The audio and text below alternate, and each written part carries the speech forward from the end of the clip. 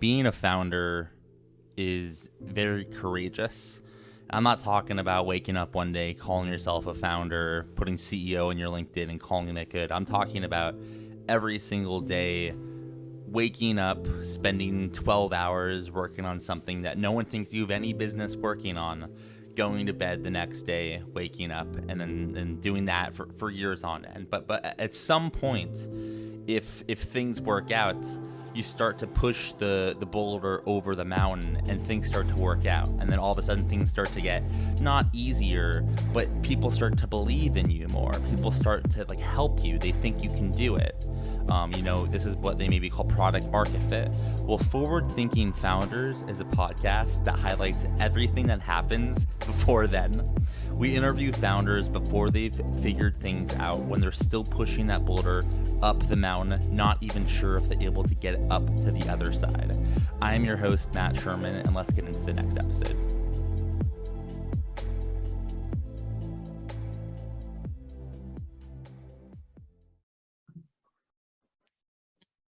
All right. How's it going, everyone? Welcome to another episode of Forward Thinking Founders, where we talk to founders about their companies, their visions for the future, and how the two collide.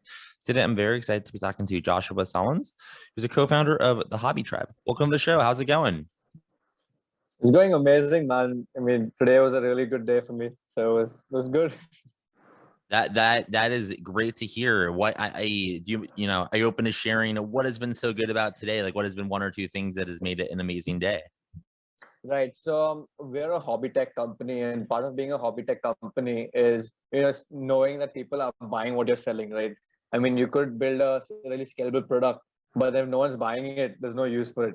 So today, it was one of such days where you work really hard to build something and someone bought it, and it gives you motivated, to work a little better and continue forward and do it better. So that was a good day for me today. I It hear gave us a you. little motivation to keep you at it. Yeah. Awesome. Well, good days are always good to have. Always try to have as many days as possible.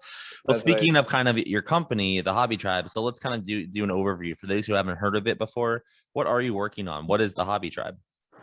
So we are one of the world's first hobby tech platform. Now, I think you've heard everything about edutech and everything else, but you probably not heard of hobby tech. Now, what hobby tech is basically, we are an online, live, and offline all hobby learning platform. So you can learn all your hobbies live at the comfort of your home. So generally, in America, especially if you're learning a hobby, you spend around $200 or $300 a month purchasing the guitar or keyboard. But here at the Hobby Tribe, you can learn the same class at only $20 a month. That's it, and live, which are not pre-recorded. So that's what the Hobby Tribe is about. So what would be kind of an example of like if I wanted to learn a new hobby, can you kind of walk me through how I would do that through the Hobby Tribe? What types of hobbies are on there? But let's just learn a little more.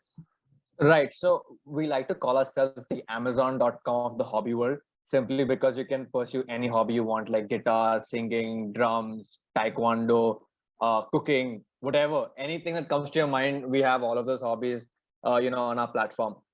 So what you ideally do is you book a class with us at your convenient day and time. And once you book the class, you can attend the free trial. And if you like the class, then you can just book the class and pay for the class and join in. It's as simple as that. So what is it about hobbies that are so interesting to you? Or I guess in other words, what's the origin story here, and like why'd you get started with the Hobby Tribe? Well, so I ideally started studying biomedical engineering. I'm an engineering student. I've studied biomedical engineering, and while I was in university, I began teaching music to my friends and family for a small fee. I started beginning that way. And I'm a huge hobby enthusiast. I play multiple instruments. I sing, I dance, I love theater. A lot of this stuff, art and craft, and everything. And especially in India, people look down upon people who do not want to make this a career path. Like, when you tell somebody you want to be a singer, they'll be like, that's not even a job, why are you doing that? Right? That's the mentality. I don't know if it's in America, but here in India, like, if you say I want to be a musician, they'd be like, that's not a real job. But that's what exactly what we wanted to change. So when I was teaching music to my friends and family for a small fee, I began to realize that people are really eager to learn, but there are three things that stops them from learning. I like to call them the three T's: time, travel, and treasure, which is money, which is the main reason why people don't pursue their hobbies. And while doing that, that is when I started testing the market unknowingly. I never wanted to be an entrepreneur. It just happened. I followed my passion. I was just doing things because I liked doing it. I had a very curious mind. So I used to just ask random strangers on the road, asking them different questions and, understanding the market that way. And one thing led to another, and we started the Hobby Tribe, and we were one of the first ones to do so. Now there are people coming in the market, but yeah, it's been a journey where we've gotten India especially to a point where they are also looking at hobbies as a way to release stress and pursue it. Not so we're, normally people just think hobbies is for kids, right? When you say hobby learning, it's generally perceived for kids. But with the Hobby Tribe, we are teaching students who are more than 60+ year olds as well, not only children. So it's the whole demographic change that we're creating here in India, not only in India, but all around the world. We have students in Dubai, America, Australia, everywhere. So it's becoming an Indian brand, but Indian company, but a global brand. And how do you kind of spend your day to day? Like you wake up, um, and what do you work on? How do you know what to work on? And does this change kind of over time? Um, it did. I mean, for the longest time, I was the one doing everything, and it got so tiring because I didn't want co-founders. And that's one thing a lot of founders think, that they don't need the co-founders to do everything on your own. But I would really disagree with that, because what happened was I was running helter skelter, okay, with the project I was doing, and and then one day when I wanted to do tech, I knew that's where my limits are. I couldn't do tech that much. I could think of what I wanted, but I couldn't code it. And that is when I met my co-founders, where they helped build the entire tech development, and everything that I planned they could develop into tech. Now where I lacked in terms of things, that is where they were my strength. So in that way we built a really good team. So now obviously I delegate the work and figure it out. But yeah, mainly I plan things of what to do the next day, the day before. So the day before I plan everything I need to do, then get up early in the morning and do my prayers, and then kick off the day, working out, and then start off my day by ticking off everything that I need to do. Because if you get up in the morning and start writing the list of things you need to do, you're going to just waste time there. So I do it beforehand, and then I start crossing out everything that I need to do in the morning, like after finishing the task. So that makes it more workable. And if you were to kind of zoom out for a bit, like 5, 10, 15 years, like what does the world look like when the Hobby Tribe, does its thing and grows to be a giant company? Or in other words, what's the big vision here?